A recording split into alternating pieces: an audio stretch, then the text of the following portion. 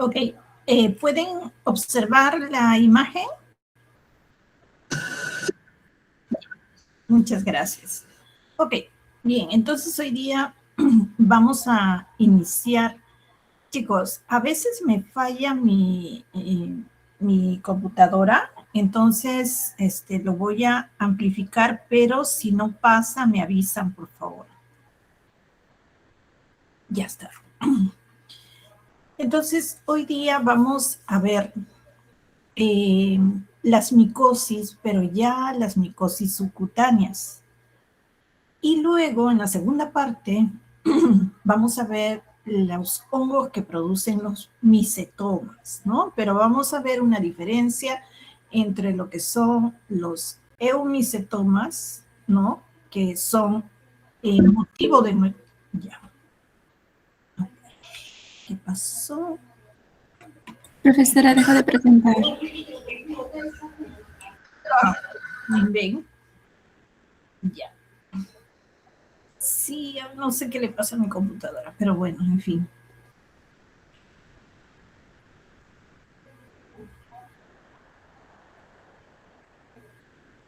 ¿Ahora sí? Sí, profesora. ¿Ahora se ve?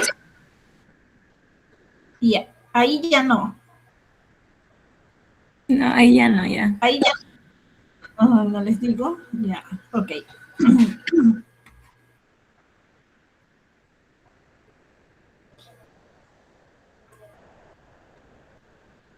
Entonces lo haremos en chiquito.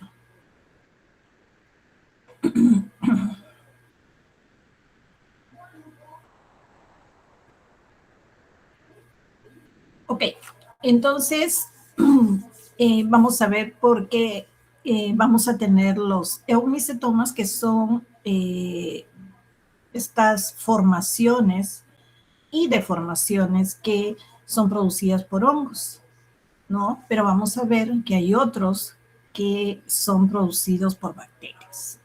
Bien, entonces este va a ser el plan de clase. Importante la taxonomía, cómo va a ser el mecanismo de infección, la patogenia.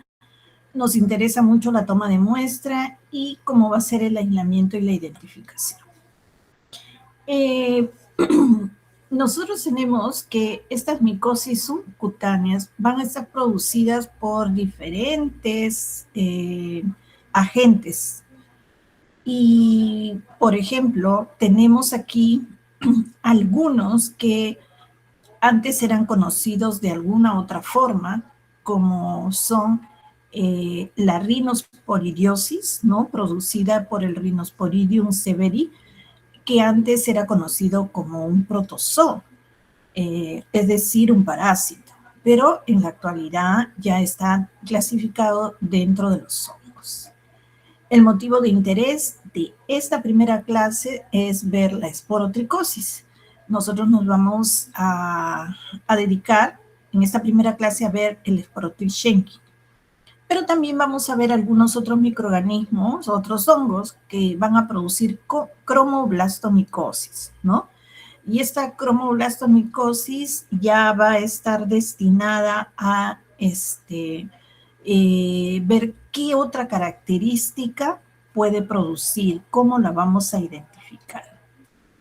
Y, como les mencionaba, la segunda parte que va a ser los eumicetomas, ¿no?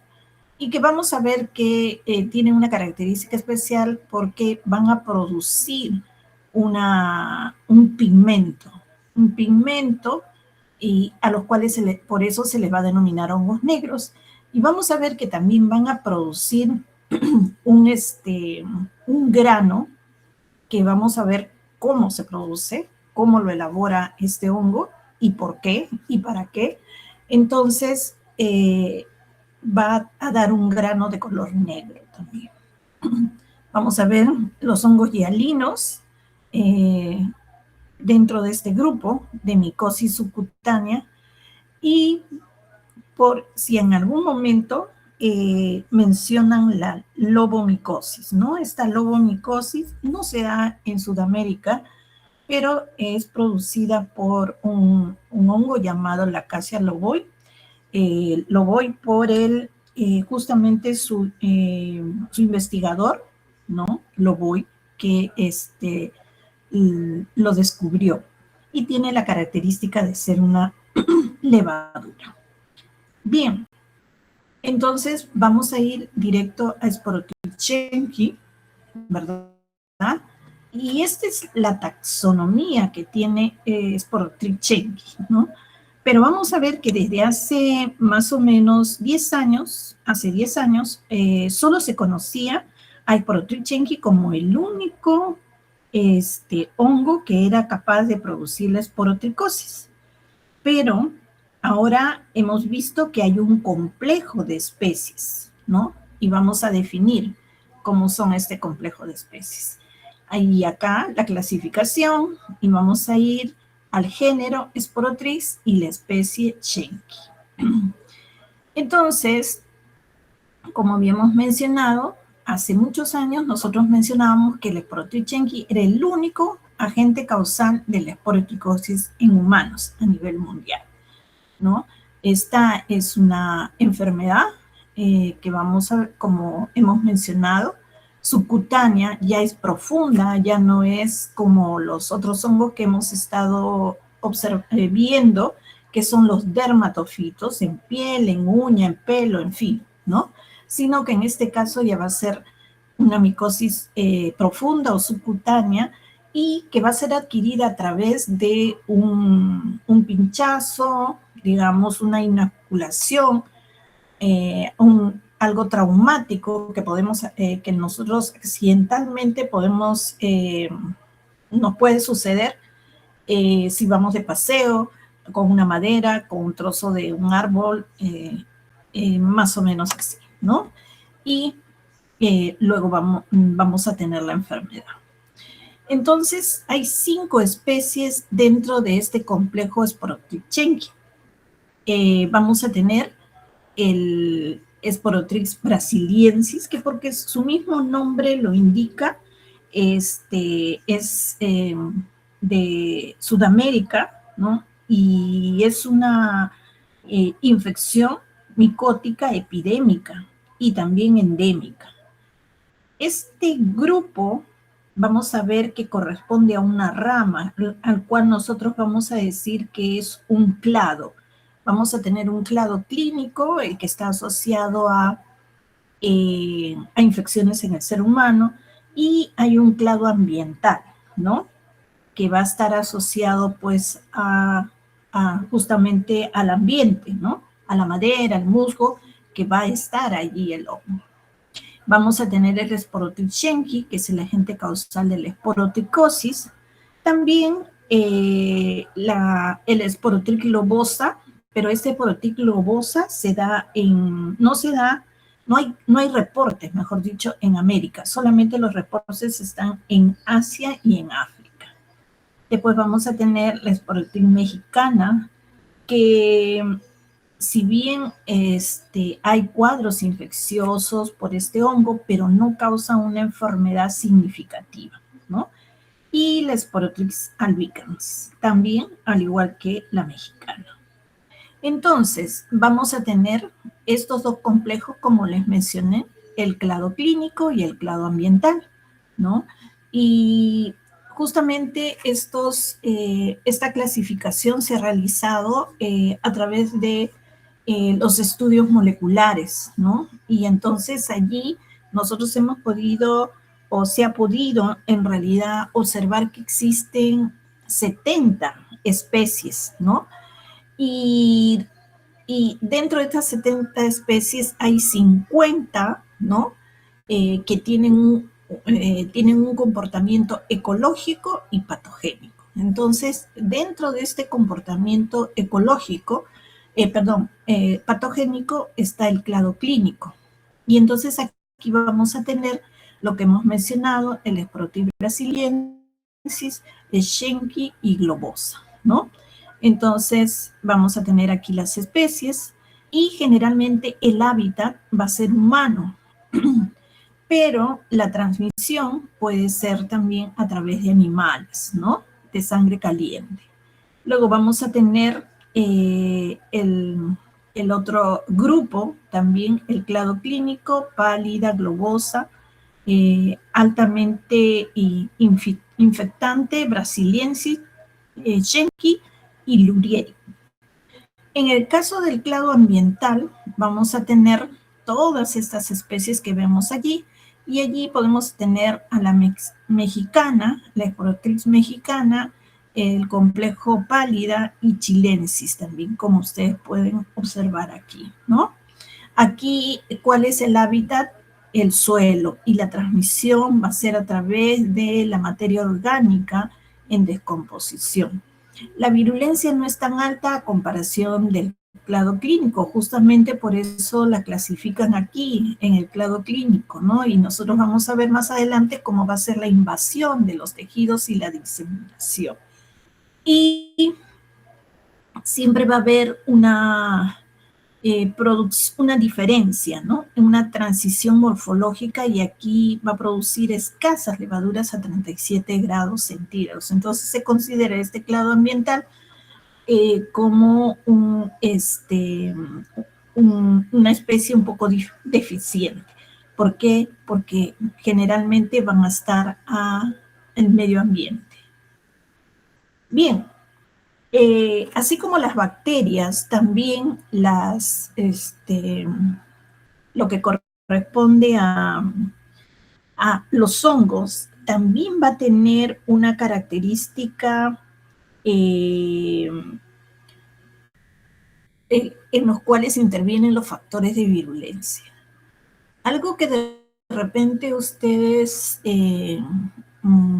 no lo tomaron muy en cuenta el sábado, pero en algunos casos ustedes hablaban de factores de virulencia y incluían a la resistencia bacteriana.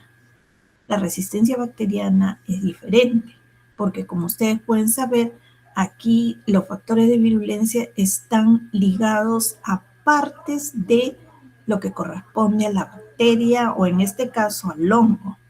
Los factores de virulencia ya van a ser producto de digamos, el enfrentamiento con el antibiótico. Entonces, separamos factores de virulencia y resistencia. En este caso, en estos factores de virulencia está muy, muy arraigado la inmunidad celular, ¿no? Y esta inmunidad celular hace que se desarrolle la enfermedad. Pero también vamos a ver la inmunidad humoral, y en algunos casos, como vamos a ver, hay un control adecuado. Cuando esta inmunidad humoral funciona, entonces hace que la infección no sea mayor, ¿no? Entonces hay un control adecuado. Otro de los factores de virulencia es su adaptación, ¿no? De ser termodimórficos, o sea, pueden estar a 37 grados centígrados y también pueden desarrollarse a 25 grados. Entonces, esta característica propia del hongo hace que se constituya un factor de virulencia, porque vive en medio ambiente, pero se puede adaptar fácilmente a 37 grados centígrados, y esto hace que sea altamente virulento, ¿no? Se ha probado digamos que esta parte del sistema inmune, el termodimorfismo y la virulencia en modelos murinos, sobre todo en las especies de Sporotrix schenki y Sporotrix globosa, ¿no? Y entonces todo ello ha ido relacionándose con manifestaciones clínicas. Vamos a ver que este hongo puede producir glicoproteínas, proteínas extracelulares, ¿no? Vesículas extracelulares, proteínas, y un factor importante va a ser la melanina, que la vamos a ver más adelante. También, como ustedes han visto, el ergosterol juega un papel importante, y por supuesto el dimorfismo también, ¿no? Entonces va a hacer que todos estos componentes se sumen para que se conviertan en hongos sumamente virulentos. Ok, entonces aquí tenemos, ¿no?, el factor de virulencia y el efecto. El dimorfismo que va a tener como efecto la patogenicidad, ¿no? Algunos componentes como la histidina, ¿no?, van a hacer que este paso del dimórfico, de las formas, ¿no?, generen también genes de virulencia y patogenicidad en vivo, como les había mencionado en el modelo murino. La termotolerancia también le permite la supervivencia, sobrevive a temperatura ambiental y va a sobrevivir a 37. La melanina. La melanina es un arma de resistencia. ¿Por qué? Porque nuestro sistema inmune, ¿qué es lo que hace cuando ingresa un elemento extraño? Lo primero que va a hacer es armar, ¿no?, todo un complejo para que este elemento extraño sea fagocitado. Sin embargo, la melanina se interpone. ¿Y qué cosa es lo que va a hacer? Va a hacer que se forme un pigmento y este pigmento va a favorecer más bien a que esta fagocitosis, en lugar de eliminar al hongo, lo proteja, ¿no? Otro componente importante del factor son la vía L-tirosina, ¿no?, que también está ligada a la melanina. Los componentes de la pared celular, la glucanasa, ¿no? Vamos a ver la virulencia fúngica. También vamos a tener el superóxido de dismutasa, ¿no?, que hace también que desarrolle y superviva incluso en estrés oxidativo, ¿no? La proteasa 1 va a hacer que interactúe. Mire cómo este factor, en lugar de favorecer, hace que exista una interacción entre el hongo con la célula huésped. ¿Para qué? Para que pueda invadir. La adesina GP70, que vamos a tocarla más adelante, ¿no?, como un factor también para el diagnóstico, hace la unión del hongo con la matriz dérmica. Entonces, la proteasa 1 y la adesina GP70, ¿qué hacen? Favorecen que el hongo y la célula, ¿no?, puedan unirse y entonces el hongo invada el tejido. Y este es el factor de virulencia, ¿no? Vamos a ver que en este caso hay un complejo de adesinas, como mencionamos aquí, ¿no?, las adesinas GP70, y vamos a ver que este complejo de adesinas, como mencionamos aquí, el GP70 va a ser importante, ¿no? Y este es el inmunodominante, que se va a unirse como una lámina a la fibronectina del tejido. También vamos a tener el PAP1, ¿no?, y el ACP60, que son estas proteínas con una morfología, ¿no?, que va a tener una afinidad con el colágeno, con la elastina y el fibrinógeno. Y otro elemento importante, miren, acá tenemos el GP70, que va a ser la adesina principal, ¿no? Y que, miren, acá está la unión, ¿no? La unión de esta adesina del antígeno dominante con la fibronectina. Y luego vamos a tener la formación de biofilm, que hace como una estructura tridimensional entre las hifas y la matriz extracelular. Entonces, por ejemplo, disculpen,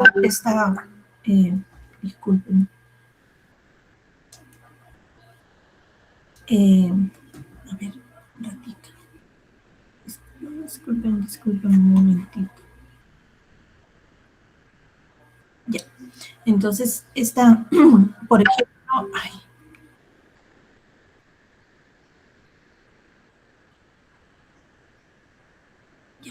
Ahora sí.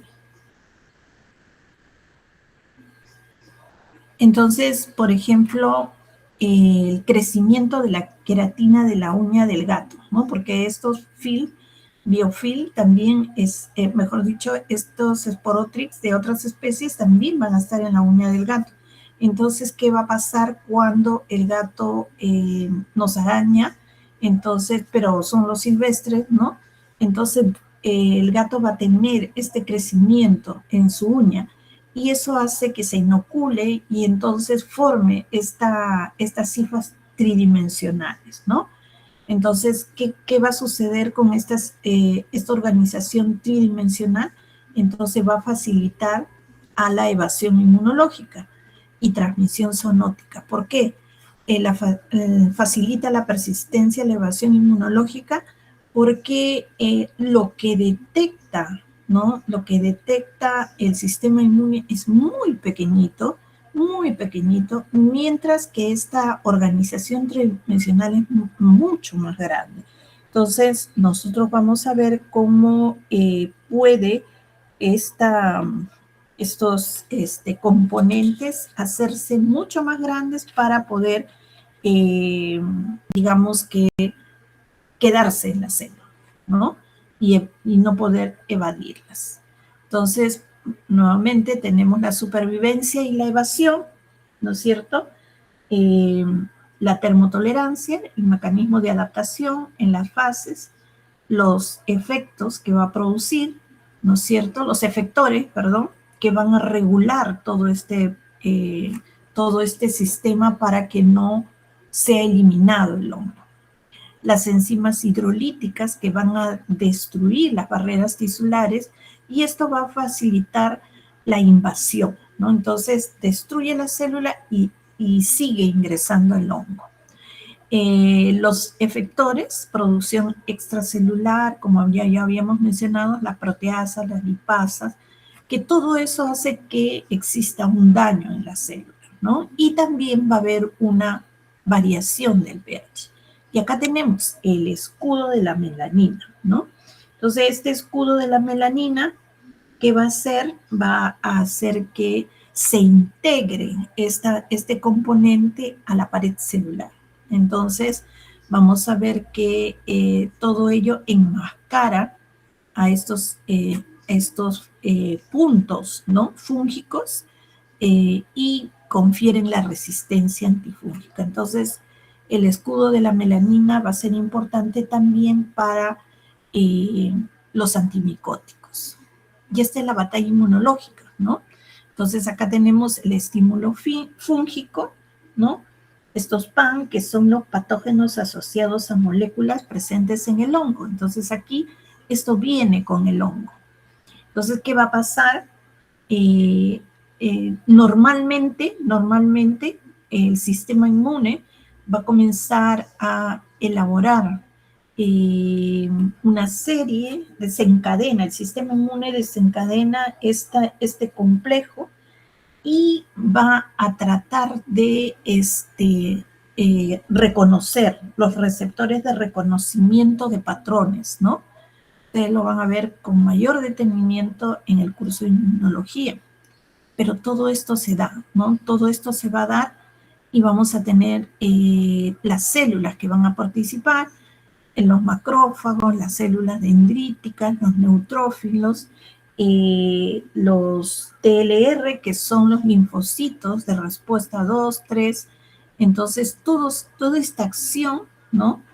Va a liberar, ¿no? Va a ser liberada por los neutrófilos. Y si es que, digamos que el sistema inmune gana la batalla, entonces se comienzan a formar los anticuerpos, ¿no? Entonces, pero también hay la otra parte, que es la respuesta adaptativa, en el cual el sistema inmune va a tolerar el hongo y entonces comienza la invasión. Si por el contrario los anticuerpos logran ganar la batalla, entonces, ¿qué cosa hacen? Controlan, ¿no? Entonces vamos a tener esa característica importante en el caso de los de esta respuesta inmunológica.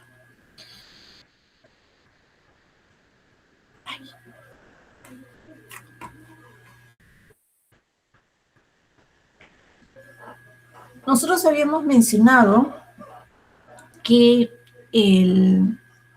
hay dos vías de transmisión, ¿no? Esta ruta clásica, ¿no? En el cual nosotros podemos accidentalmente entrar en contacto con el suelo, el musgo, los rosales que tienen estas espinas, la madera contaminada. Entonces hay una reacción traumática directa a través de las astillas o de las espinas. Y entonces, al realizarse esta inoculación traumática, ¿qué cosa es lo que va a suceder?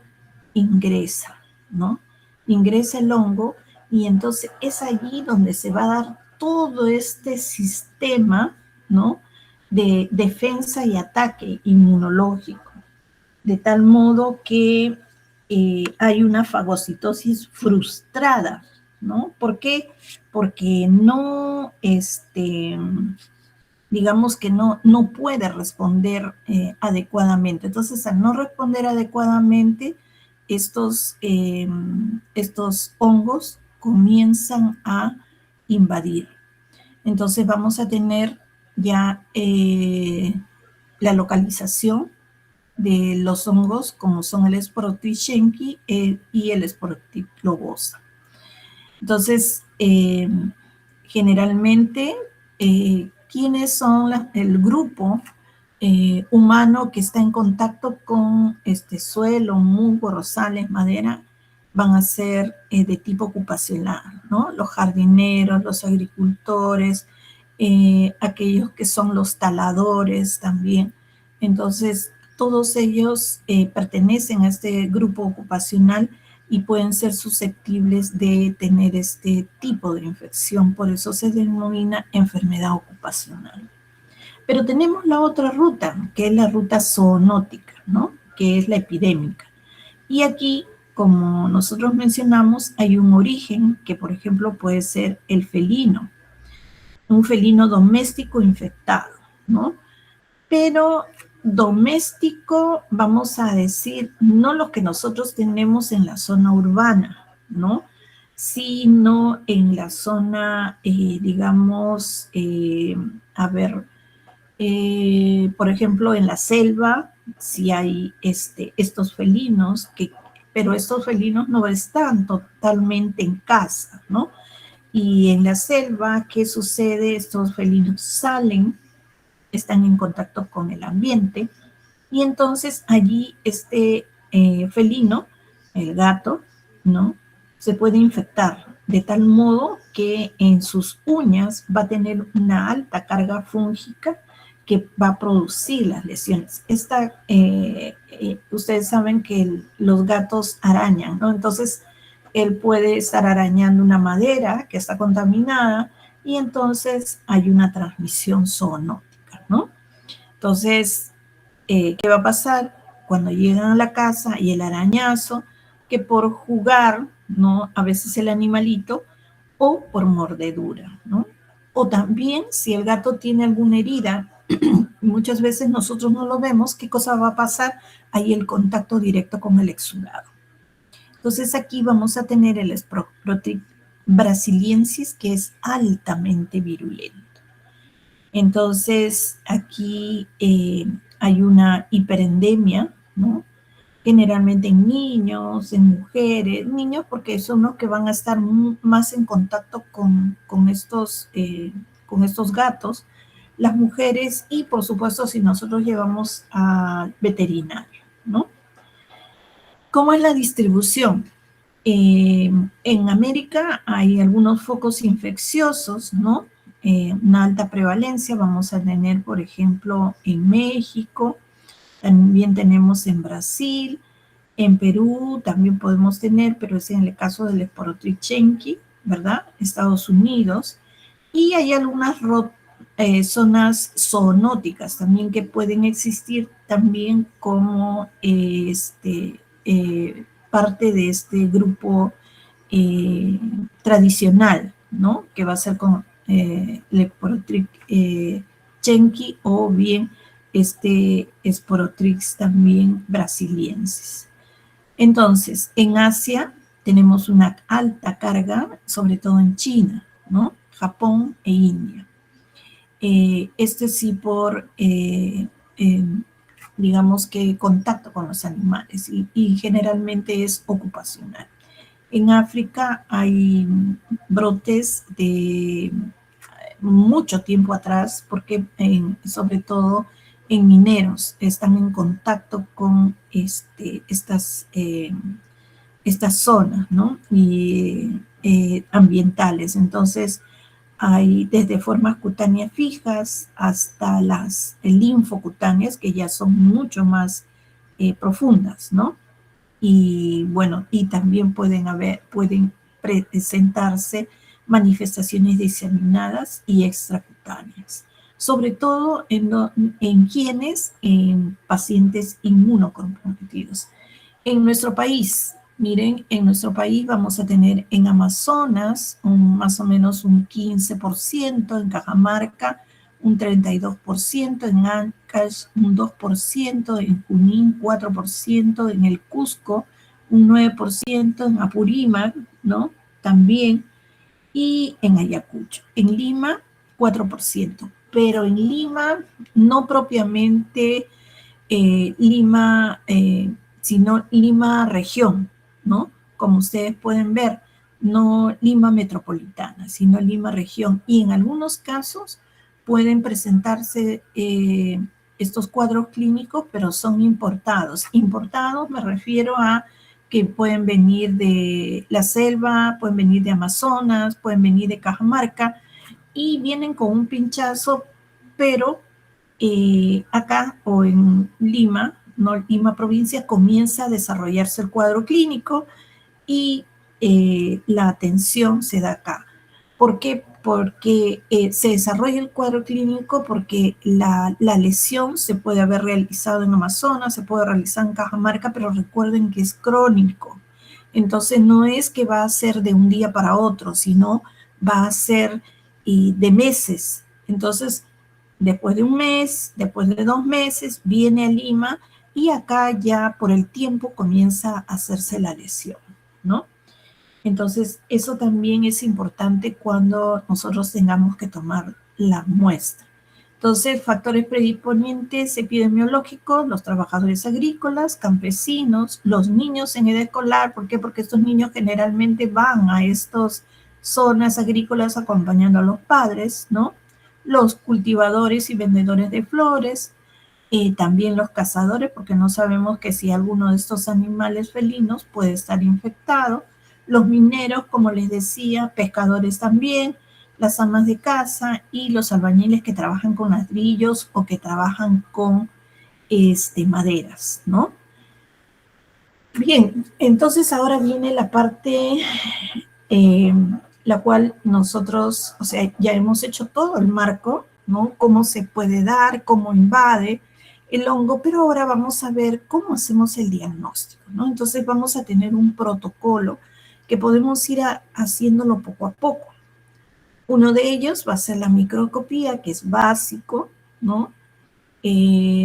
No necesitamos, digamos, una infraestructura muy grande para hacer una microscopía, pero para un cultivo sí, ¿no? Un cultivo ya tiene que haber un personal capacitado, tiene que haber materiales adecuados que vamos a ver a continuación.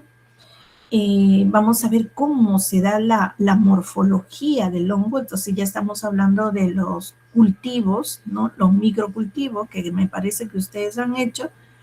La histopatología, ya todo esto a partir del cultivo, la micromorfología, la histopatología, ya no lo podemos hacer de forma directa, ¿no es cierto? Y ya tenemos que estar en un laboratorio especializado. Y por supuesto, el diagnóstico inmunomolecular. Entonces, la microscopía directa, ¿no? Pero todo va a depender de tomar una buena muestra. Vamos a ver, ¿no? Entonces, el exudado purulento va a ser una de las muestras, ¿no? O los aspirados. Es muy bueno tomar aspirado porque en el aspirado nosotros vamos a obtener una mejor cantidad.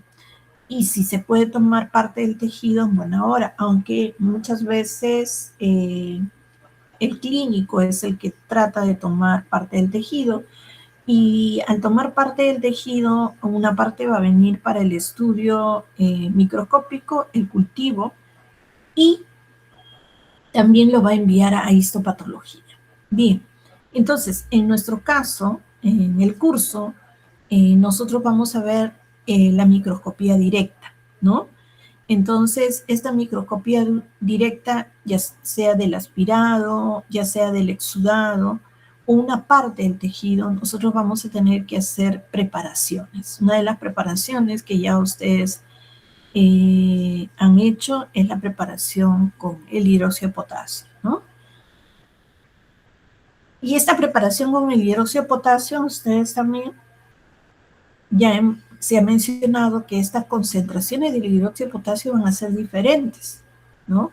Pueden ser al 10%, al 20%, y esto va a depender del tipo de muestra. Si nosotros tenemos un exudado, algo un poco más líquido, no tan denso, entonces nuestro dióxido de potasio será menos concentrado, ¿no? ¿Por qué? Porque tiene que hacer un aclaramiento. En algunos casos se utiliza el dimetilsulfóxido, pero de rutina nosotros vamos a emplear el hidróxido de potasio. Luego vamos a poder hacer frotices, y estos frotices para ser coloreados con yensa, ¿no? Y entonces esto va aumentando la sensibilidad. ¿Por qué? Porque vamos viendo ya estructuras, formas. Entonces podemos ver aquí, ¿no? En esta imagen de acá, las formas, ¿no? Las formas alargadas que mencionan que es en forma de cigarro. Entonces, este hallazgo, si nosotros en un exudado con la coloración de yensa vemos esta característica, vamos a ver células, vamos a ver leucocitos, entonces es un hallazgo clave, estas formas de cigarro que me pueden dar ya la clave para poder decir que es compatible con Sporotripchenki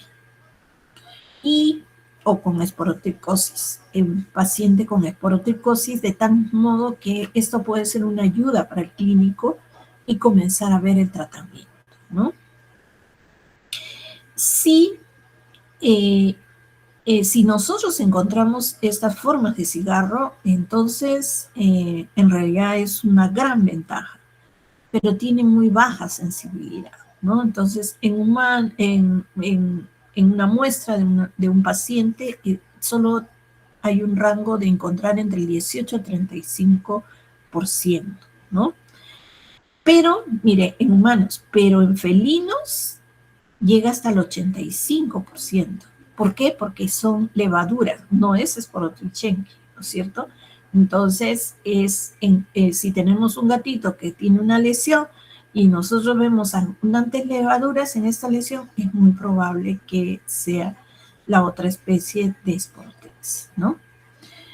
El cultivo se considera el estándar de oro, ¿no?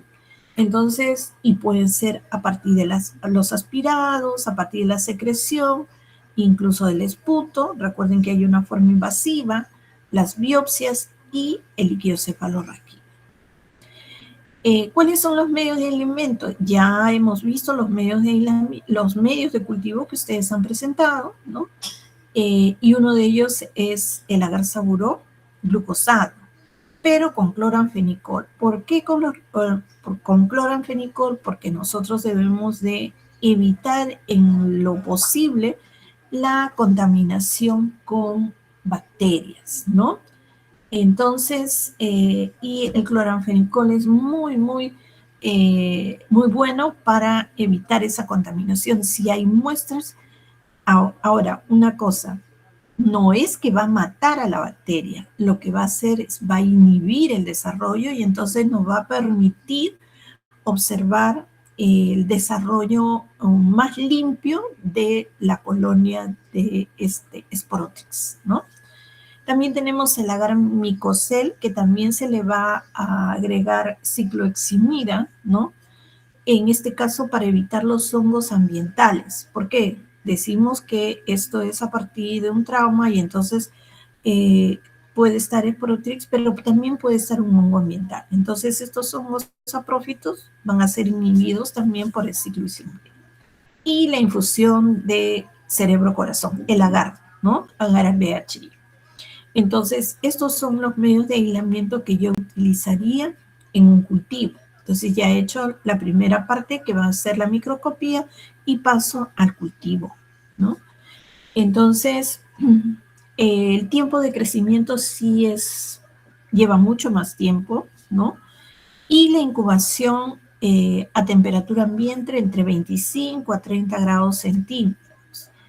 El tiempo de crecimiento es muy largo, ¿no? En las lesiones cutáneas pueden ser de 4 a 6 días, a veces más, 10 hasta 15, y en las lesiones extracutáneas de 10 a 19 días, ¿no? O sea, mucho más tiempo.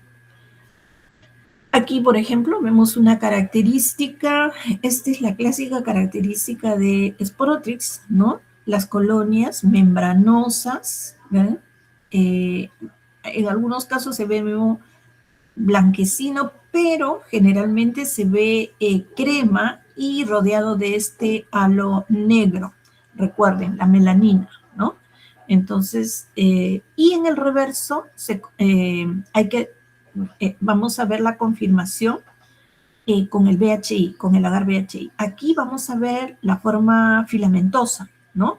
Vamos a ver, pero en el agar BHI vamos a ver la forma levaduriforme. Entonces, ya tenemos, ¿no? La forma levaduriforme, que va a ser a 37 grados centígrados, y la forma filamentosa, que va a ser a temperatura ambiente. Entonces, ese es el dimorfismo. Recuerden eso, ¿ya? 37 grados somos nosotros, y en nosotros no vamos a encontrar hongo filamentoso, en nosotros vamos a encontrar levadura, mientras que el medio ambiente del cual nos hemos infectado, ¿no? Eso es temperatura ambiente. Entonces, vamos a ver la forma levaduriforme, cremosa, algunas veces opaca, otras brillante, ¿verdad? Blanquecinas. Entonces, esa va a ser la característica de la forma levaduriforme, mientras que acá tenemos la micelial, la filamentosa, ¿ya? Ok. Ese es el microcultivo. Y en el microcultivo es algo muy llamativo el hongo, ¿no? ¿Ustedes han hecho microcultivo, chicos? No recuerdo bien si está en la práctica que ya han hecho microcultivo. ¿Sí? Ya, si han hecho microcultivo, entonces ya saben perfectamente cómo se hace, en la lámina, el pedacito de agar, la inoculación, todo en esterilidad, en la placa, se va a colocar en la placa Petri con un algodoncito con alcohol para esperar que desarrolle. Creo que lo han hecho a partir de su fruta, ¿no? Bien, ¿sí? ¿A partir de la fruta? Sí, profesora. Ah, ok, muy bien. Entonces, ya esta técnica ya la saben. La colonia fúngica va a crecer, en lugar de crecer así, ¿no? Va a crecer una colonia muy pequeñita aquí, y como es muy pequeñita, nosotros la vamos a tener que observar al microscopio, por eso decimos microcultivo, ¿no? El otro es un cultivo grandote, demora más tiempo, en cambio este va a demorar menos. Y esto lo vamos a poder llevar al microscopio y poder observar. Entonces ahí vamos a ver las estructuras, son estas conidias hermosas, ¿no? Un conidióforo pequeñito, y acá vamos a ver estos conidios pequeñitos que forman como una margarita, ¿no? y son piriformes, entonces es muy, muy bonito. Esta forma de roseta, de margarita, de ramillete, así le llaman, ¿no? Pero esta característica es, ustedes ven esto, ¿no? Acá el conidióforo, este conidio pequeño, perdón, este conidióforo, ¿no? Este es el conidio primario, este es el conidióforo pequeño y acá va a tener las conidias que van a nacer y vamos a ver que son muy, muy característicos. ¿Qué medios vamos a utilizar? Podemos utilizar el mismo agar saburó, pero también se recomienda el agar harina de maíz. ¿Por qué? Para darle más nutrientes, o el agar papa dextrosa, ¿no? Y entonces se ve mucho mejor la forma, los conidios. Entonces, para poder hacer una diferenciación fenotípica, acá estamos viendo solo el fenotipo, ¿no?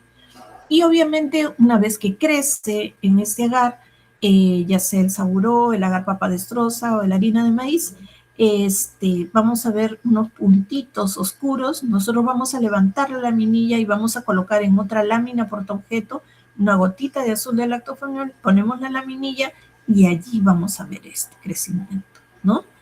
Entonces es muy, muy bonito. Esta es la histopatología, que es parte del diagnóstico, una biopsia de tejido fijada con formalina. Ustedes ya saben, han llevado histología, histopatología. Entonces, se hace todo el protocolo, ¿verdad? La inclusión, los cortes, y entonces luego vamos a hacer las tinciones con matoxilina y gosina. También hay otros con metanamina de plata, ¿no? De Grocop, ¿no? Y esto que va a hacer va a resaltar la estructura fúngica, porque si no, nosotros podríamos confundirnos con alguna estructura celular, ¿no? Pero también va a ser importante la reacción tisular, ¿no? El proceso de dermatitis, el granuloma crónico, ¿no? Y a veces con absceso, o sea, con infección. Entonces aquí el cuerpo asteroide, ¿no? Este es el cuerpo asteroide y la célula levadiforme dentro. Acá está la levadura, ¿verdad? Y este es el cuerpo asteroide. Entonces, eosinofílico. Y bueno, ahí están plegados todo el complejo inmune adherido a la pared del hongo, ¿no? Luego vamos a tener la serología. La serología, como les mencioné, el biomarcador clave va a ser el GP70, ¿no? Y entonces este marcador clave, que es el GP70, es esta glicoproteína que está localizada en la pared celular. ¿Qué cosa es lo que va a hacer este antígeno, ¿no? Va a hacer que sea detectado por los anticuerpos. Entonces, aquí, en esta base de que este es un ELISA, ¿no? Es un ELISA, entonces aquí se va a pegar este GP70 y vamos a utilizar el suero del paciente donde van a estar los anticuerpos. Entonces, en este ELISA, al anticuerpo se va a unir a este GP70 de encontrarse el anticuerpo en el suero del paciente. Y entonces después se va a formar un color, hay una serie de procesos, ¿no? Hasta que al final nos revela un color. Y la intensidad del color va a decirnos si hay mayor o menor cantidad de anticuerpos, ¿no? Esta técnica inmunoenzimática que se llama ELISA, también hay el Western blot, ¿no? Pero vamos a ver que no se utiliza con frecuencia, ¿no? Generalmente para los casos sistémicos, ¿no? Las formas atípicas o para la respuesta terapéutica, ¿no? Para saber si se están formando los anticuerpos, ¿no? Si hay una gran concentración de anticuerpos, entonces quiere decir que está dando resultado la terapia, ¿no? Tiene una alta sensibilidad, pero hay que tener especificidad del 80%. Recuerden, puede ser la especificidad, de repente hay puede haber una reacción cruzada, ¿no? Pero hay correlación clínica serológica, es muy importante para el tratamiento del paciente. Y tenemos la fuente, la biología molecular, ¿no? Aquí en este caso hay regiones dianas, ¿no?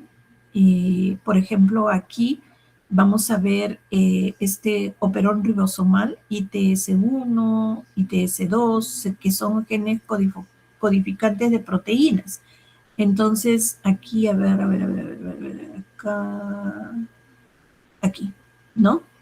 Aquí se van a formar, este es un gel que lo van a ver después, este es un PCR y es una amplificación primero y después de la amplificación ya viene el revelado en este gel de para ver si se han formado estas proteínas, si hemos podido amplificar estas proteínas en esta región diana, ¿no?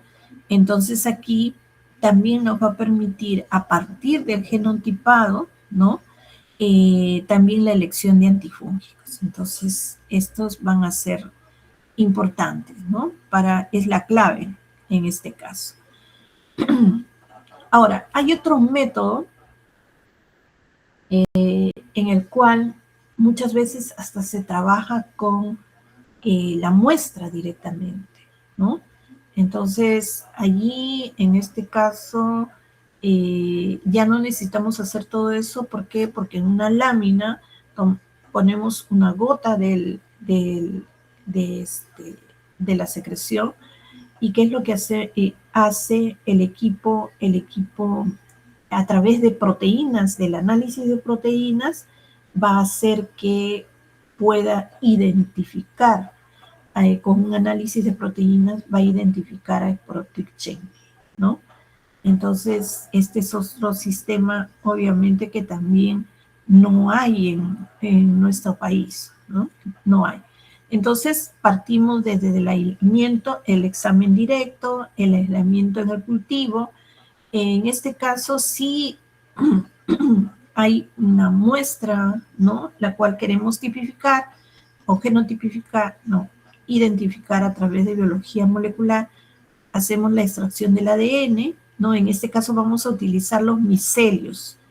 Entonces, si nosotros decimos que vamos a utilizar los micelios, estamos hablando de un cultivo de qué tipo. La colonia de qué tipo va a ser. ¿En qué temperatura ha crecido?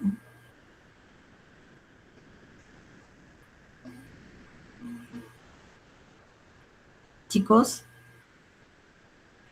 les dije, puede ser pregunta de examen. Recuerden, nosotros cuando ingresa el hongo, ¿qué forma ingresa? Filamentosa. Muy bien, filamentosa, ¿no? Entonces, esta filamentosa quiere decir que ha desarrollado ¿a qué temperatura? Ambiente. Ambiente, muy bien. Entonces, nosotros vamos a tener en cuenta que para tener los micelios vamos a tener el desarrollo del hongo a temperatura ambiente, ¿no es cierto? De ahí vamos a hacer la precipitación, vamos a extraer el ADN y luego vamos a hacer la amplificación. Como dijimos, hay los cebadores específicos, ITS1, ITS2, ¿no? Hacemos todos los ciclos para la amplificación, pero también podemos hacer la secuenciación, ¿no? La secuenciación. Pero hasta aquí, en la amplificación, sí obtenemos ITS1, ITS4, ya estamos con la identificación. Ahora, ¿cuál es, si hacemos la comparación, cuál es la que tiene mejor sensibilidad, cuál es que tiene mejor respuesta y cuál es el blanco, ¿no? Definitivamente ya habíamos dicho que la microscopía no es muy sensible, sobre todo en humanos, ¿no? En los casos clínicos tiene una sensibilidad baja del 18 a 35%, lo que sí, como es una microscopía directa, va a ser rápido la observación y lo que buscamos es las levaduras en forma de cigarro, ¿no? Las formas alargadas. El cultivo sí es alto. Mencionamos que era el estándar de oro, ¿no? Pero la desventaja es el tiempo del desarrollo del hongo, 19 o más días, ¿no? Y acá vamos a tener la diferencia, ¿no? La transición térmica, si es a temperatura ambiente o si es a 37 grados, ¿no? Entonces vamos a buscar los conillos en ramillete, ¿no? Que va a ser la forma en la cual vamos a encontrar. La histopatología también es baja. Ahora, ¿por qué es baja? Va a depender de la toma de muestra, ¿no? Si nosotros no hacemos una buena toma de muestra o el clínico no lo hace, entonces no encontramos los cuerpos asteroides. Demora pocos días. La serología es alta, puede llegar hasta un 90%, 2 horas, 3 horas podemos tener un resultado y recuerden, vamos a buscar anticuerpos antiglicoproteína GP70, ¿ya? Y la parte molecular, ¿no? Que es muy alta, específica, igual al cultivo, ¿no? 1 a 2 días, esa es la ventaja con el cultivo, ¿no? Y bueno, aquí qué cosa vamos a buscar el gen de la calmodulina, ¿no? Más una enzima. Entonces, eso va a ser digamos que la diferencia, ¿no? Y va a depender dónde nos encontremos, ¿no? Si nos encontramos en un sitio muy alejado, donde no tenemos para cultivo, no tenemos para serología, mucho menos para biología molecular, nos quedaremos solamente con la microscopía directa. Fenotipo versus el estudio fenotípico versus el estudio avanzado, ¿no? Bueno, aquí el blanco del análisis es pues la morfología, ¿no? Tanto en la microscopía, la macroscopía, ¿no? O sea, la característica del hongo, el cultivo de la colonia y también la observación microscópica, ¿no? Que es el dimorfismo térmico. Y bueno, en el método avanzado definitivamente el ADN, ¿no? El ADN, el proteoma ribosomal. El tiempo de respuesta ya sabemos en el método avanzado, que son los métodos moleculares, o lo que les mencionaba, el Malditov, ¿no? El Malditov, una gota, y este es análisis de proteínas. En una lámina se coloca, extrae todas las proteínas, las analiza, dice qué es, y nos da el resultado, ¿no? Pero pues este es un sistema súper recontra carísimo, ¿no? El equipo en realidad. Que es rápido también, ¿no? Entonces, el tiempo de respuesta, ¿no? La resolución taxonómica sí, también, pero solamente al complejo patogénico, ¿no? En total. En cambio, aquí las especies crípticas, que quiere decir que ellas son las que están asociadas a la infección en el ser humano, como son el Protichenki y el Brasiliensis, ¿no? El requerimiento clínico, la viabilidad de la cepa, la susceptibilidad también, y aquí en el método avanzado es para los casos atípicos, ¿no? Cuando hay infecciones mixtas o también si quiero hacer un estudio epidemiológico rápido, ¿no? Pero un estudio epidemiológico bastante caro, ¿no? Por último, aquí vamos a tener todo el esquema, ¿no? De la detección, ¿no? ¿Qué especies? ¿Cómo hacemos para la extracción del DNA? Cómo hacemos el cultivo, a partir del cultivo, qué cosa es lo que vamos a tener, que aquí está cada uno de los hongos, ¿no?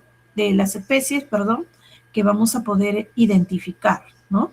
Bueno, esta parte de acá, que es la parte, digamos que, clásica, ¿no? El estudio macromorfológico, micromorfológico, el dimorfismo, y ya viene después la parte serológica también, ¿no? Histopatológica y ya lo que es el hongo, ¿no? En este caso, el DNA sí lo vamos a extraer y es a partir del cultivo, ¿no? Entonces vamos a traer. Bueno, ¿Y qué debo recordar? Entonces, debo recordar, ¿no?, que no solamente existe una sola especie dentro de este grupo, ¿no es cierto? ¿Cómo se infectan los pacientes? Porque si llega un paciente y llega con una gran lesión, yo tengo que, o en su historia debe venir como cuánto tiempo tiene, ¿no? Porque, a ver, tiene una gran lesión y es por Bacillus anthracis.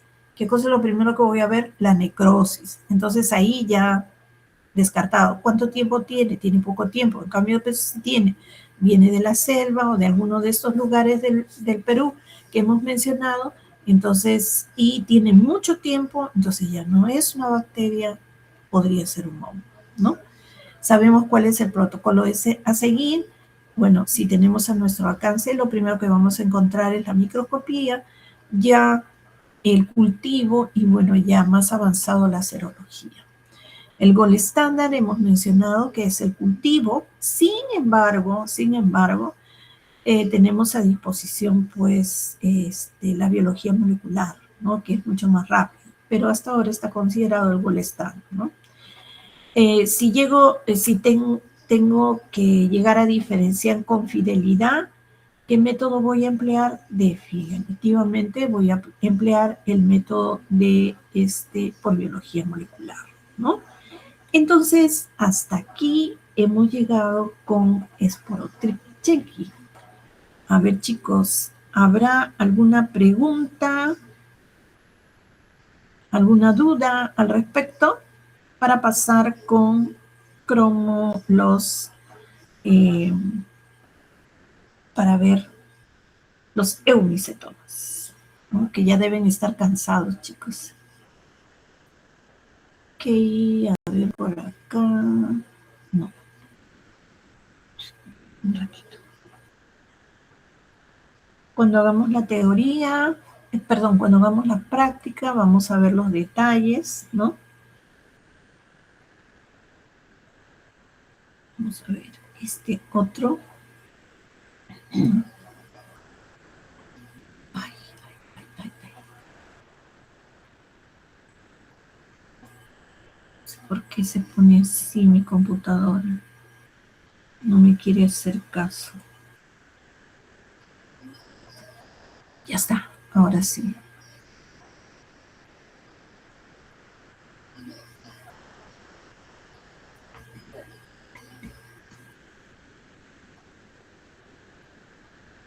Ok, entonces ahora vamos a ver los hongos que producen micetomas, ¿no? Y van específicamente los micetomas. En el caso de los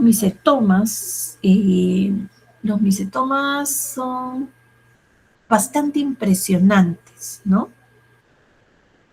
Impresionantes en el sentido de que las lesiones que nosotros vamos a ver son lesiones muy llamativas, lesiones que no nos vamos a olvidar, ¿no?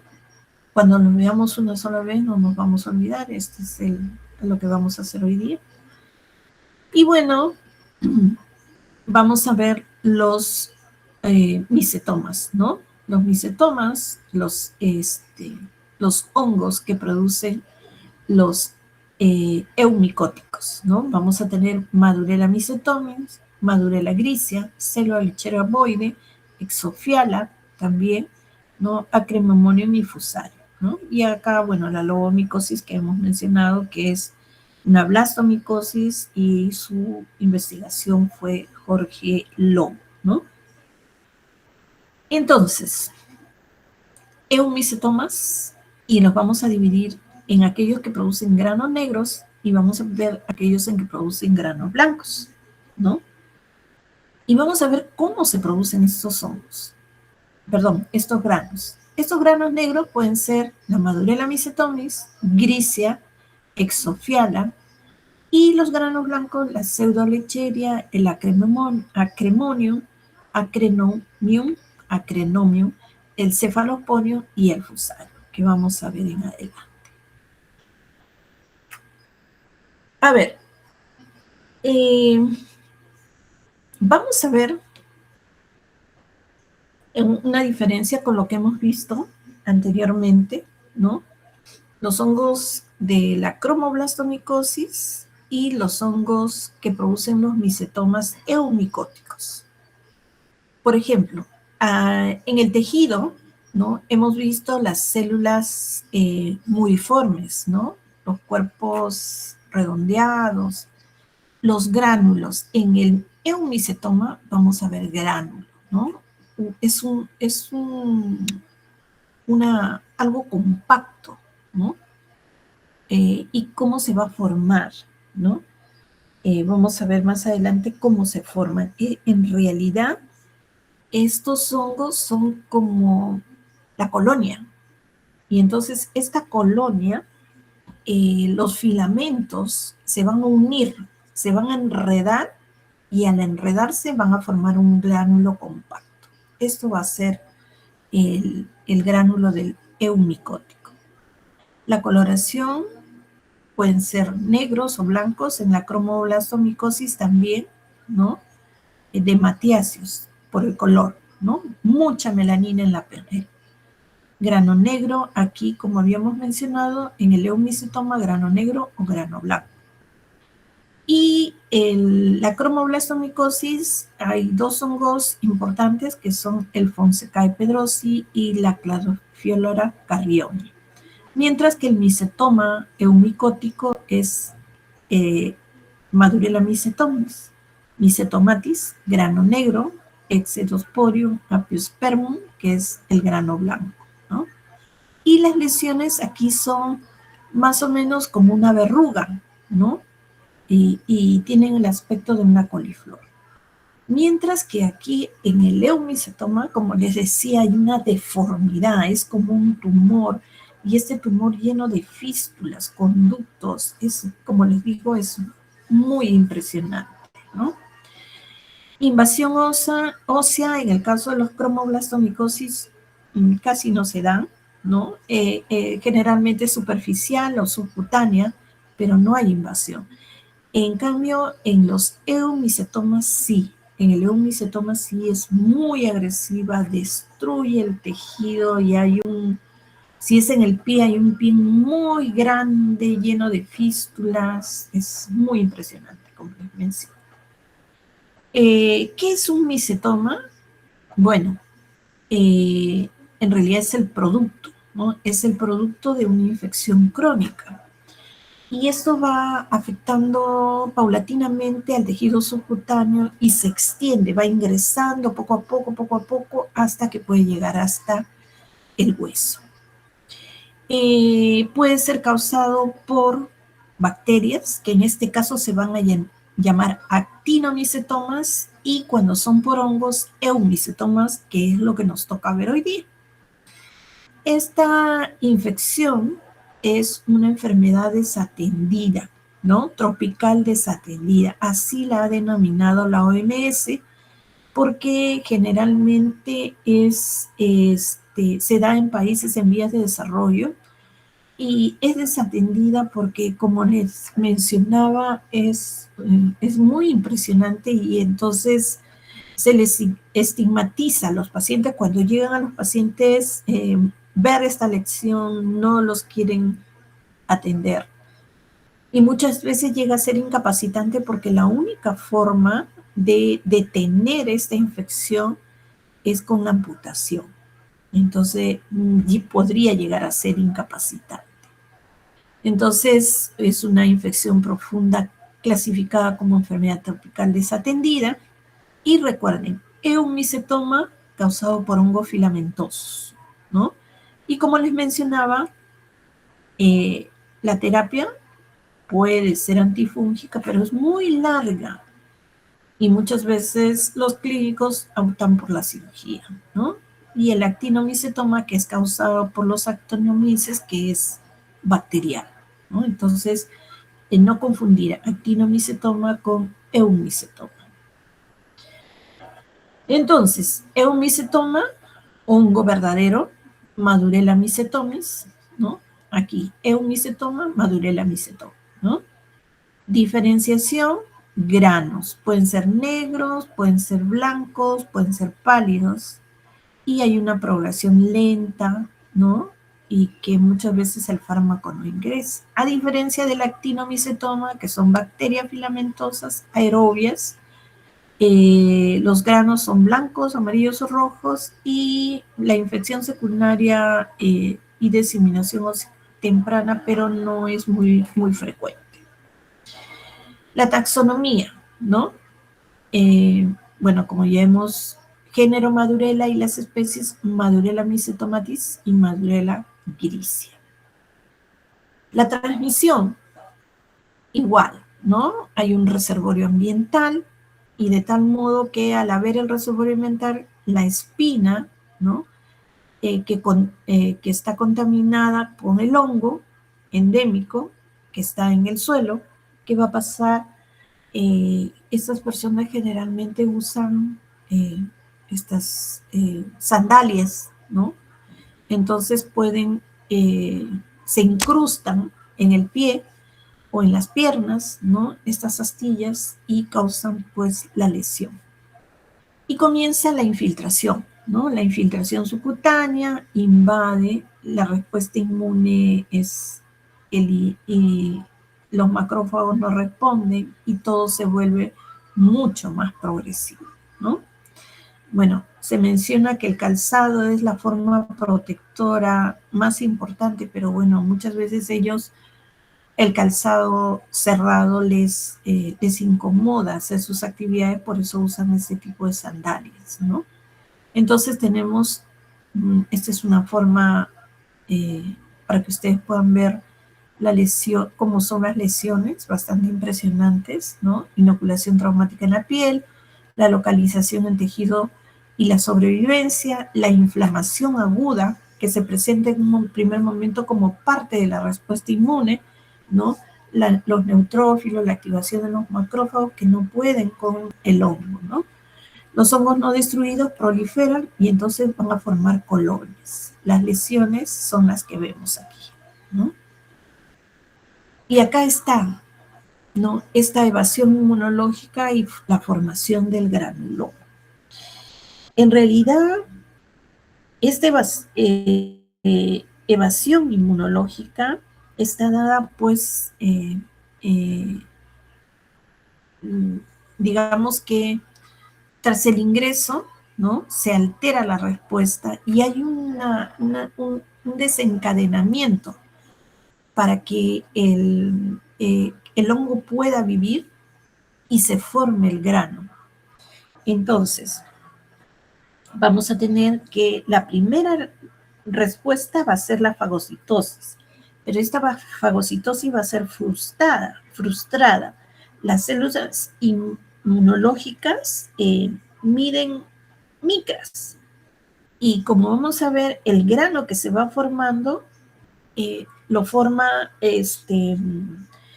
tiene milímetros.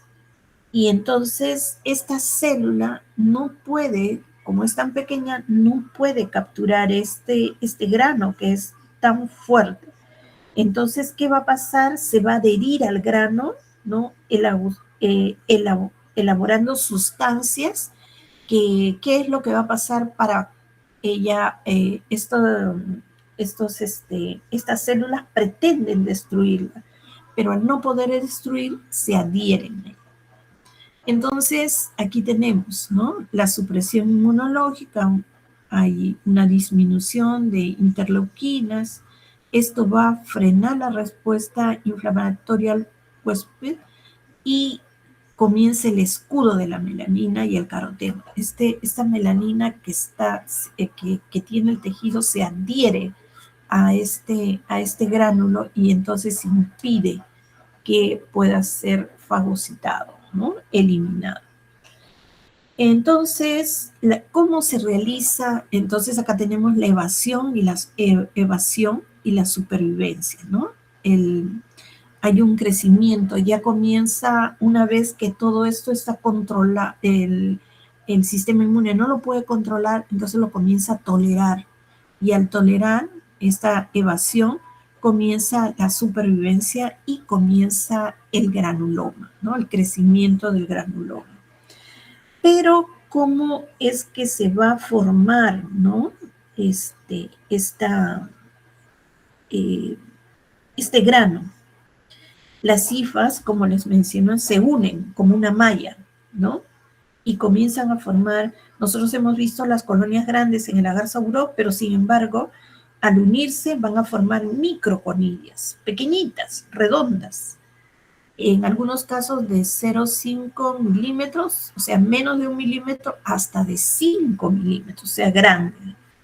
Entonces, todo esto comienza a hacer una secreción, este hongo, para poder proteger a esta malla, comienza a elaborar una secreción dura que se denomina secreción cementante, ¿no? Y está constituida por lípidos, proteínas, polisacáridos, ¿no?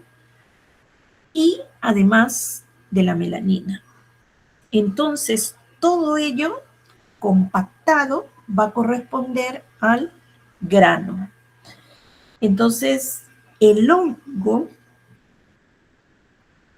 va a quedar atrapado en este grano, protegido. Entonces, es así como se va a formar el grano que nosotros vamos a observar cuando veamos las lesiones. Miren, estas lesiones son muy, muy impresionantes aquí también. ¿Por qué? Porque a veces estos señores, cuando van al campo, no hace mucho calor, entonces se pueden raspar con la madera, la espalda, el tórax, y entonces comienzan estas lesiones, ¿no? Lo primero que se hace, o lo que sucede, es la formación del absceso, viene la supuración, ¿no? Y comienza a afectar el tejido subcutáneo, luego comienzan las fístulas que vemos ahí, y aquí van a estar los gránulos, ¿no?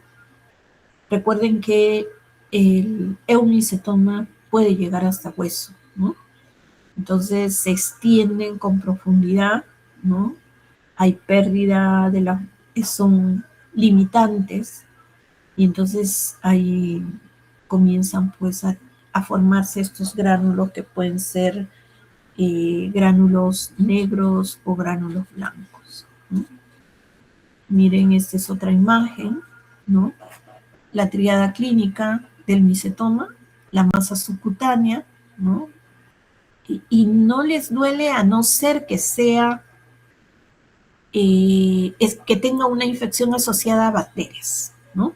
Entonces hay una tumefacción, no duele, progresa, ¿no? Pero desafortunadamente en países en vías de desarrollo se trata de aplicar tratamientos tradicionales, ¿no? Ponen hojas de X cosas, lavan y lo que hacen es infectar más o menos, ¿no? Ya cuando la lesión va siendo mucho más grande, entonces recién va a la consulta médica, pero es tardía. Y aquí es donde vamos a ver las fístulas, ¿no? Las fístulas formadas en estos que comienzan a drenar, ¿no? Y el exudado que va a contener los gránulos que vemos aquí, ¿no? Aquí con mayor detalle vemos los gránulos. Entonces aquí ya hay una destrucción del tejido. Eso va a ser muy difícil que con tratamiento pueda revertirse. Lo que tienen que hacer aquí es una recisión, una cirugía. Bueno, aquí tenemos una prevalencia, ¿no? El ecosistema también influye. Estas zonas tropicales, subtropicales. Recuerden que es una enfermedad tropical desatendida, ¿no? Y entonces va a depender también de la estación, el calor, la lluvia, en fin, ¿no? Entonces, pero tenemos, por ejemplo, aquí en Argentina, tenemos lo que se dan con mayor frecuencia. También tenemos en Brasil, Venezuela, México, ¿no? En África también, la población vulnerable. Miren, en este caso la población vulnerable está entre los 20 y 40 años, o sea, es una población bastante joven, ¿no? Entonces, eso hace que también, pues,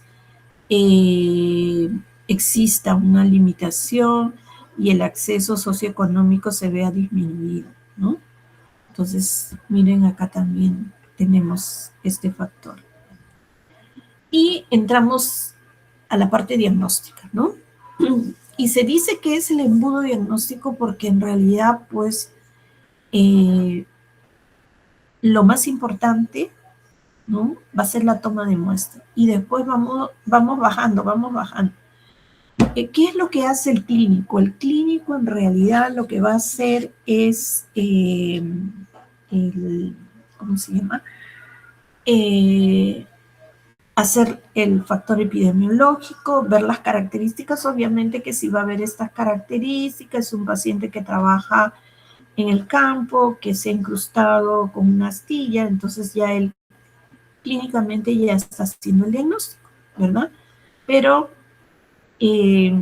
vamos viendo que se llama embudo diagnóstico porque es la parte más importante, la toma de muestra, y después va viniendo menos, porque ya no tenemos el acceso, ¿no? El acceso para poder realizar el diagnóstico. La confirmación etiológica, ¿no? El tratamiento primero de bacterias versus hongos, se prefieren las muestras cerradas para evitar la contaminación, o sea, tratar de tomar la muestra de una lesión cerrada. Pero ahí nos vemos con un problema ético porque el paciente no quiere, ¿no? Porque ya tiene otras fístulas que definitivamente son lesiones abiertas y que van a estar infectadas con bacterias. Pero, ¿qué sucede?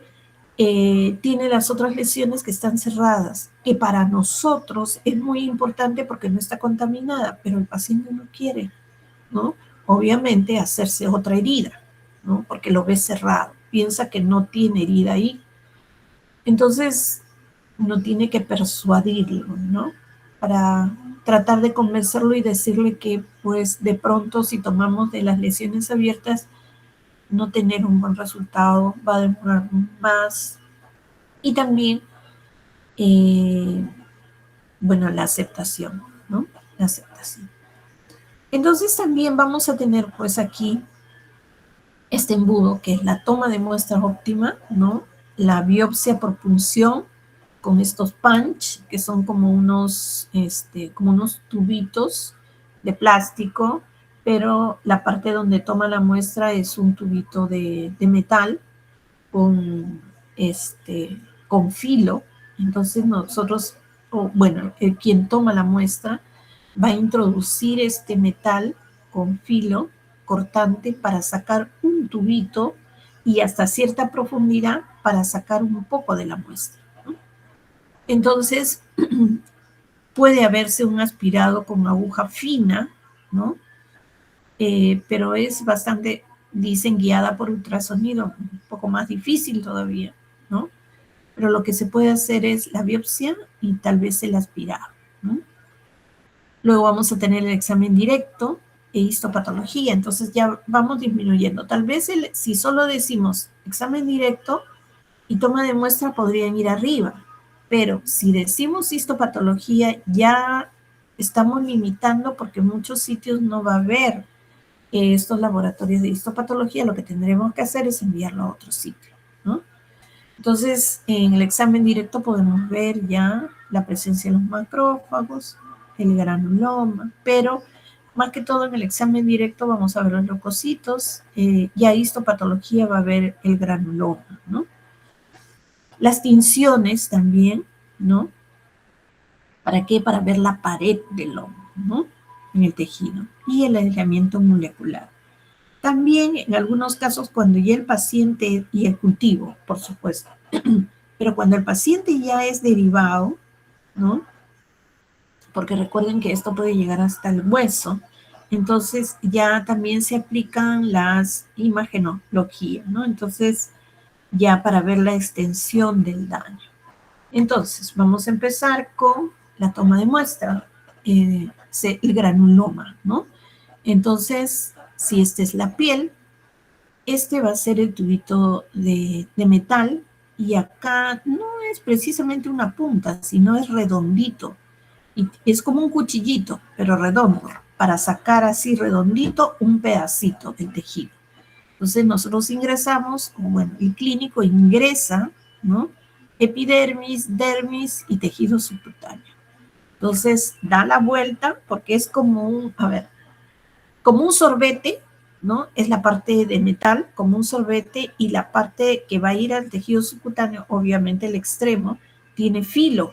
Entonces es lo que va a cortar todo esto de acá, ¿no? Va a cortar la epidermis, va a cortar la dermis y va a seguir ingresando, ¿no? Hasta tejido subcutáneo. Ahí va a girar y va a sacar todo este pedacito de acá, ¿no? Entonces, vamos a ver pues en el estudio histopatológico las células epitelioides, las células gigantes multinucleadas, los granos si se localizan, ¿no?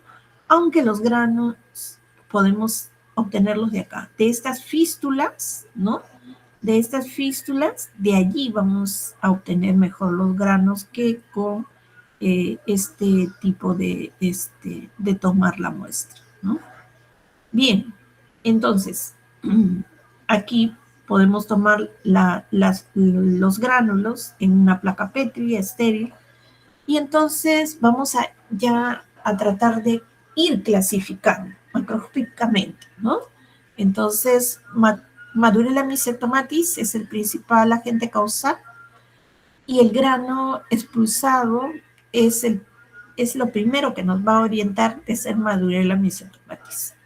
Grano negro oscuro, primero Madurella mycetomatis, principal, ¿no? Luego ya viene Trematosferia grisea, Falcimispora, Exofiala también, ¿no? Pero el primero y el más frecuente, Madurella mycetomatis. Si es un gránulo blanco o pálido, Acremonium, Fusarium, Aspergillus, Excedosporium. Y si es amarillo o marrón, ya es otro tipo, que es Pleurotomorphora o crack, que va a ser amarillo, ¿no? Entonces, son más comunes a actinomyces, que son bacterianos, ¿no? Pero la nocardia, que es el actinomyces. Pero en este caso nosotros estamos buscando hongo, entonces Madurella. El examen de los gránulos, ¿no? Como les digo, a partir de las fístulas, nosotros aspiramos con jeringa o muchas veces presionamos y sale la secreción, ¿no? Aspiramos con jeringa y tenemos que obtener, y cuando llegamos al laboratorio, lavamos estos gránulos. Los lavamos con solución salina y luego colocar entre dos láminas, ¿ah? No digo lámina y laminilla, dos láminas, porque recuerden, son duros. Entonces tenemos que empezar a presionar suavemente, ¿no? Presionamos suavemente para tratar de degradar el grano, porque recuerden que en medio va a estar el hongo, la levadura, ¿no? Entonces, grano negro, Madurella, ¿no? Mycetomatis grisea, curbularia, blanco, Pseudoalecheria, Fusarium, Cladosporium. Entonces, una de las características es describir el grano, tamaño, color y superficie. Color, si es negro, Madurella, ¿no? Mycetomatis. El tamaño, ¿no? La superficie, la forma. Pueden haber granos verdes o pálidos, que es por Aspergillus flavus, ¿no? O blanco por Aspergillus nitulans, pero no son tan frecuentes. Y como mencioné, el tamaño de estos gránulos son de 0.5 milímetros a 5 milímetros, ¿no? Y no son redonditos, son irregulares. Entonces acá vamos a ver, ¿no? En el hidróxido de potasio vamos a ver las hifas. Acá vemos las hifas del hongo y también en algunos casos las clamidoconidias, ¿no? Acá una clamidoconidia, acá también. Luego vamos a ver las tinciones en el diagnóstico micológico, ¿no? Esto nos permite ver características del hongo, ¿no? Diferenciar las cifras. Aquí, por ejemplo, en este estudio histopatológico y la coloración, vamos a ver con hematocilina eosina, el tejido, hay un proceso inflamatorio, ¿verdad? ¿Sí? Y vamos a ver las células gigantes multinucleadas, ¿no? Entonces, esta es una característica del tejido de una persona con eumicetoma, madurela.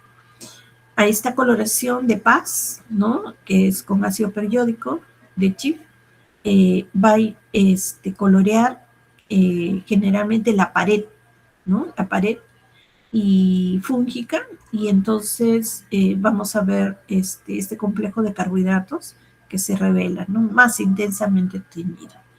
Y en el caso de metenamine de plata, ¿no? Entonces vamos a ver estas características también, ¿no? Fúngicas como esporas y facetadas. El cultivo. Aquí tenemos otro inconveniente con el tiempo, ¿no? El cultivo sigue siendo el estándar también, pero limitaciones. Día 1 solamente hacemos la observación microscópica para ver el grano o el tejido, ¿no? Inoculación y vamos a, pero hay que tener cuidado por la contaminación, ¿no? Sembramos y luego va a demorar de 1 a 4 semanas, ¿no? La fase de crecimiento. Muy, muy lento. Y silente en el sentido de que vamos viendo pequeñito, pequeñito, y a las 4 semanas vemos una cosa muy pequeñito que muchas veces nosotros decimos, no, creo que no se contaminó, no es un hongo, no es el hongo, pero hay que observarlo. Y miren, hasta 60 días para confirmar. Entonces es demasiado tiempo. ¿En qué medio lo vamos a observar? En el agar sauroglucosado al 4%, agar destrosa, un agar con peptona, cloruro de sodio y ciclohexamide, el agar quinmin. Se puede cultivar a través de los granos de la muestra de biopsia a 37 y, bueno, 10 a 15 días, ¿no? Pero el diagnóstico molecular e inmunológico, ¿no? Es casi inmediato. Vamos a poder evitar los falsos negativos, ¿no? La lentitud de los cultivos. Es el estándar de oro moderno, ¿no? Porque por la precisión, ¿no? Entonces, mínimamente invasivo también. El ELISA, pero es una detección serológica de anticuerpos, ¿no? Herramienta clave para saber si tiene los anticuerpos, más no para poder hacer la identificación específica. Hay otra que es la inmunoelectroforesis, también es una técnica avanzada, ¿no? Que es una técnica adicional. Y aquí el diagnóstico por biología molecular, ¿no? Alta precisión, también se puede hacer secuenciación para hacer la tipificación, pero no es posible hacerlo pues en todas partes, ¿no? Y no para todas las especies también. Y el diagnóstico por imágenes, ¿no? El ultrasonido, la resonancia, la tomografía, porque esto va a hacer que el clínico comience a ver si está dando resultados su tratamiento. ¿Por qué? Porque lo que se debe evitar es, o tratar en lo posible, el clínico, las lesiones óseas que van a ser muy, muy limitantes, ¿no? Y en todo caso planificar la cirugía. Aquí también, ¿no? ¿Cómo podemos comenzar a diferenciar eumicetoma, ¿no? De cromoblastomicosis? Mire, la presencia de gránulos solamente es en eumicetomas.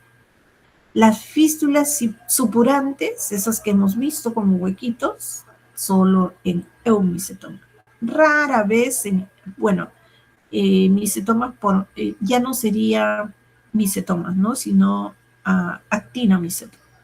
Entonces, aquí en lo que es los 3, que son por hongos, no hay fístulas supurantes en la lobomicosis, sí en el eumicetoma. El tumor profundo, grande, deformante, aquí hay nódulos, acá hay lesiones corostrosas, y acá pues el agente causal filamentoso, ¿no? La madurela, acá la lacacia y acá el hongo de Matiacio que va a dar color, ¿no? Entonces Cuando nosotros queremos ver, vemos estas características para, si presenta grano, definitivamente es en un eumicetoma. Esto lo vamos a ver en la práctica, ¿verdad? Pero vamos haciendo una mención de Madurella mycetomatis, ¿no? O mycetomi, ¿no? Miren las colonias como son, aquí coriácea, plegada, blanca, amarillo, ¿no? Puede ser hasta verde. Este es cultivo a 37 grados y aquí vamos a ver, ¿no? La microscopía, las cifras tabicadas, mire, tabicadas, a veces con clamidosporas, aquí estas chiquititas son las clamidosporas, terminales o intercaladas, aquí hay una terminal, a veces acá una intercalada. Esta es la Madurella grisea, negra, ¿no? También el crecimiento es lento, colonia oscura, miren, velloso, la microscopía aquí, sí podemos ver las cifras tabicadas, miren acá está la clamidospora, ¿no es cierto? Si el medio no tiene muchos nutrientes, va a haber solo conidioforos y conides, ¿no? En el Agarpapa destrosa sí hay clamiconides. En la histopatología ya hemos mencionado los granulomas supurativos, ¿no? Colorear con metanamina de plata, dentro del gránulo también, hematocilina eosina, miren acá están las lesiones, ¿no? La secuenciación sí se puede hacer directo de la biopsia, ¿no? PCR para mesetos, identificación de especie. La serología, ¿no? Ensayos serológicos. No están muy estandarizados y hay todavía algunos riesgos con la sensibilidad y la especificidad, ¿no? Generalmente el ELISA para enfermedad activa. Bueno, los agentes antimicóticos, ¿no? Generalmente se aplican, pero siempre hay la decisión quirúrgica, ¿no? Estos son algunos de los antimicóticos, el itraconazol, posaconazol, voriconazol, anfotericina B, la terfinafina, ¿no? Y miren, el tratamiento va de 1 a 3 años, ¿no? Y el tratamiento de decisión quirúrgico, hay amputación, y desbridamiento, que es sacar todo lo que está mal, ¿no? Pero a veces con el piecito muy, muy alterado, si es óseo, a veces es la elección adecuada. En el 2023, los agentes causales de hemocetomas, ¿no? Aquí, ¿no? Frecuentes. En nuestro país no es muy frecuente, ¿no? 69 especies han sido identificadas. En el trópico, acá tenemos el trópico, que es el cinturón del micetoma, que es entre los 15 grados a los 30 grados. Hay una relación hombre-mujer de 3 a 1, o sea, el hombre está más expuesto, ¿no? Aquí, ¿por qué? Porque estos hongos van a estar en el medio ambiente, en el suelo, y el accidente, ¿no? De los trabajadores. Pseudoalecheria boidi, miren, blanquita, ¿no? Un hongo saprófito en el medio ambiente, es un patógeno oportunista. Aquí tenemos otro, miren, aquí podemos ver estas formaciones, ¿no? Un conidióforo corto, un conidióforo principal y las formaciones. Aquí la pseudolechera boide con lesiones, miren las lesiones acá, ¿no? Que pueden llegar a ser mucho más profundas, afectan al pie, pero puede ser otra parte, ¿no? Y cuando no hay tratamiento es que se van haciendo las lesiones grandes. Miren, acá hay otra lesión de pseudolechera boide, ¿no?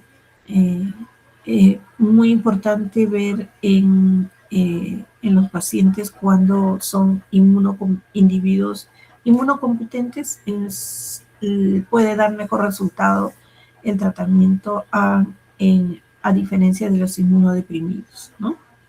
Sobre todo cuando es en vía respiratoria. Aquí también la colonia blanquita, aquí los esclerosios, ¿no?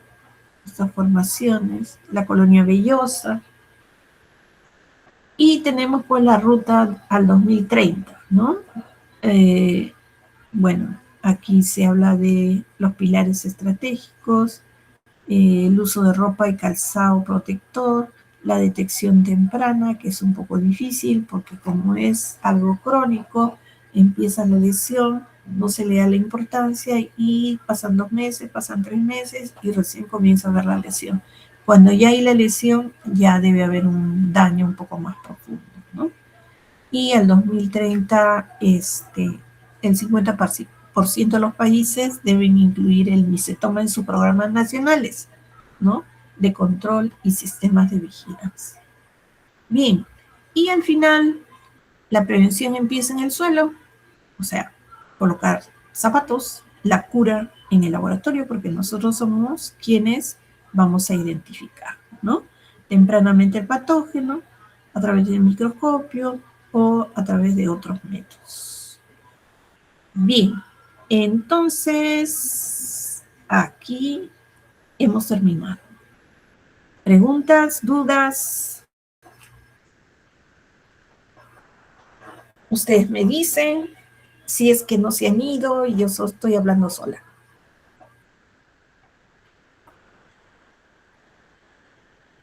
¿No hay duda, chicos? ¿No hay duda?